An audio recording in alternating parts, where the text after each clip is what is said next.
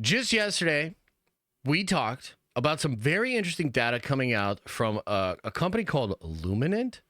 And Luminant's like kind of like a new analytics company, a Nielsen, so to speak, out there doing reports of viewer data, et cetera, et cetera.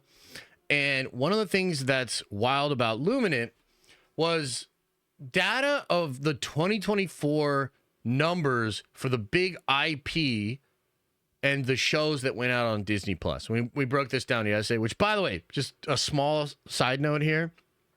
I saw all these people bringing up that chart and saying, Acolyte got canceled. How stupid is Disney? It's the number 2 show they had in 2024. And like, I'm losing my mind, dude. Like, I'm losing my mind at the amount of people that are doing this. What? No, guys, like, and we broke it all down yesterday. We even had people in the Discord that were like, I don't understand this, that, second, and the third. Is this real? You know what I mean? And I'm like, dude, I tried to explain this. Like, all of these numbers are ass. All of these numbers are terrible. It's not a good thing that the second highest performing show they had was so bad they had to cancel it. And I tried to show you that compared to Acolyte, you know, or other fucking shows like Ahsoka. It's bad. It's real fucking bad. Okay? Now, to add into that, I did see some numbers that were quite interesting, like the Fallout show, for instance. According to Amazon, Fallout did 7.6 billion minutes watched, I believe, which, you know, rounded up 8 billion minutes watched in the time period that it was out in 2024. And the thing that's interesting about that is that's obviously very good. It's about 2 to 3 times what even Percy Jackson or The Acolyte or, you know, any of these other shows. It's about 2 to 3 times what the Disney Plus shows are doing. So to put that in context, like what it means is like Fallout comes out. It's a big hit for Amazon. It's a show that I don't think has quite like gotten to the level of maybe like The Boys, some of these other really, really big shows that are out there, The Last of Us, House of the Dragon, etc. But 7.6 billion minutes watched is super impressive, and about 2 to 3 times what some of the biggest IP shows that Disney Plus put out have done. But this right here, we're going to talk about Bluey now. This right here is this is some mind-blowing stuff. Okay, this is really going to put things into perspective for you, okay? This is really going to put things into perspective. So the number 1 show on all streaming platforms, and by the way, this is according to Nielsen. Nielsen, very good, very reliable. The number 1 show on all of streaming is Bluey. I mean, we knew Bluey was big, but I don't know that I knew it was this big. It almost has the least amount of episodes on this chart, too. Technically, Young Sheldon has fewer. But I mean, look at this. Grey's Anatomy has 439 episodes. Bluey has 154. Okay? Now, these numbers are crazy. Let's just rattle off some of this stuff, but it actually speaks to some really interesting stuff with regards to entertainment in general. What are people actually watching, okay? So, number 1, Bluey, 55.6 billion minutes viewed. So we just talked about Fallout. It's like 7.6. Okay? So like you got 7.6 and then you have 55 billion. Okay? Grey's Anatomy, Hulu, Netflix combined 47, might as well be 48 billion. Family Guy, 435 episodes, 42 billion. Bob's Burgers, 280 episodes, 36, might as well be 37 billion. NCIS, 35 billion. Young Sheldon, 32 billion. Big Bang Theory, 29 billion. By the way, that's on Max. That's on Max. A lot of people are watching The Big Bang Theory on Max. 29 billion minutes viewed. My God. Law and Order. 561 episodes. 29 billion. Criminal Minds. 349 episodes. $28 billion. SpongeBob motherfucking SquarePants. 292 episodes. 28 billion minutes watched. So I thought this was so interesting to bring up because these numbers are wild. I mean, this is what people are actually watching, right? So when we talk about big shows, like Fallout's a big show. 7.6 billion, right? Accolade is like 2.6. You know? Percy Jackson's like at 3 billion. Like, do you see what's happening here?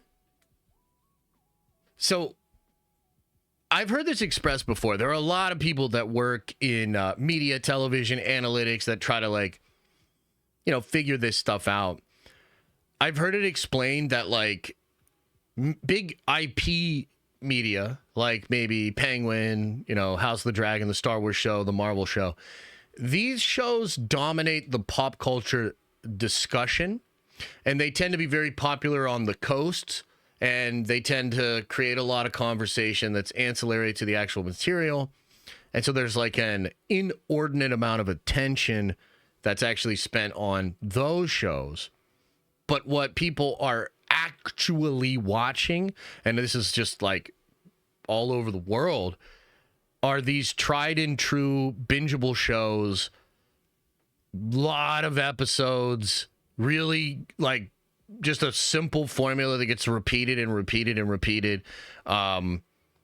Legacy shows. This is where people are actually spending their time to watch these things. And I just think this is such an interesting thing to keep in mind, because we talk a lot about a lot of shows, and we talk about success, and we talk about like what people are actually watching, how do we improve, etc. And literally none of the shows that we cover are in the top 10 of overall streaming. And it's just important to keep in mind that like there is a huge difference between what people are actually watching and the big IP franchise media that gets a lot of the attention and the focus in the conversations. I guess the question then becomes, what are the studios supposed to do? And this gets into some of the stuff that Luminant was talking about yesterday, because that Luminant thing, it's very detailed. There's like a lot of data that they break down and a lot of, assumptions that they come to. But I think the one thing that you will notice for sure is that I think you need a lot of episodes. So Disney has this strategy, and you can even see it, I guess with X-Men 97 is probably the best example, maybe Daredevil as well, where they call a show a new thing for its like new version rather than it being just a continuation of what was before. So for instance, X-Men 97, when it came out, we saw the viewership of the original X-Men animated show go up 500%. But none of that counted for the data of X-Men 97 because it's technically considered a different show. So we've already seen some of the studios kind of think about how to do more seasons, right? Like you're potentially getting Daredevil season 2, maybe Daredevil season 3. And I think a longer running show that's really good and popular, that could potentially get some of those IP shows a little bit more of the viewership. I wonder if you'll see a shift in the perspective of the studios as far as budget, right? Because why are you spending all of this money? Like, just think about Star Wars, right? You've got, what was it, $700 million for 2 seasons of Andor. And I don't know what Andor's minutes watched, but I'm sure it's like 5 minutes. It's nothing. So that doesn't seem like a good fit. You're doing $200 million Acolyte shows, probably not a good fit. Even Skeleton Crew at $130 million, last I heard, probably not a good fit. Will we start to see the studios take budget from the big IP stuff and go with perhaps more Bluey, more Big Bang Theory, more stuff that's actually popping and that works? I don't really know. I mean, it's interesting, and I think it speaks to fatigue, and I think it speaks to, like, people are just watching older, more tried and true stuff, And the thing that's funny about like streaming and content, right? We live in a world where almost everything is available to you. You just have to have the right streaming service, or you have to have the right store to be able to get it, etc. People are not consuming a lot of the fresh IP stuff. They're just going back to what they know they like, what they know was good, and they're just revisiting that. So I don't have like a clear takeaway from this data, but I thought it was interesting enough to share with you guys because, man, oh man, like this is just pretty shocking when you see it.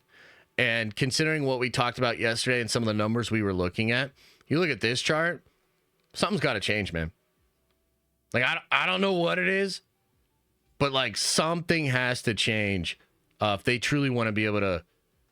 Because like even think like, all right, I don't want to get too stuck on this, but like, you know, we talk about social proof a lot, man. What's going to happen when people start to realize how few people are actually watching these new shows? Because right now, there's two main things that are supporting the new content. One is the sort of downstream monetization. So like maybe every Marvel show is not going to pop up, but the more you keep people in the Marvel ecosystem, the more you can sort of monetize off of like licensing, merchandising, all these different things, long tail, parks, etc. And Disney's really interested in that, of course. Some of these other studios are not, but Disney in particular is.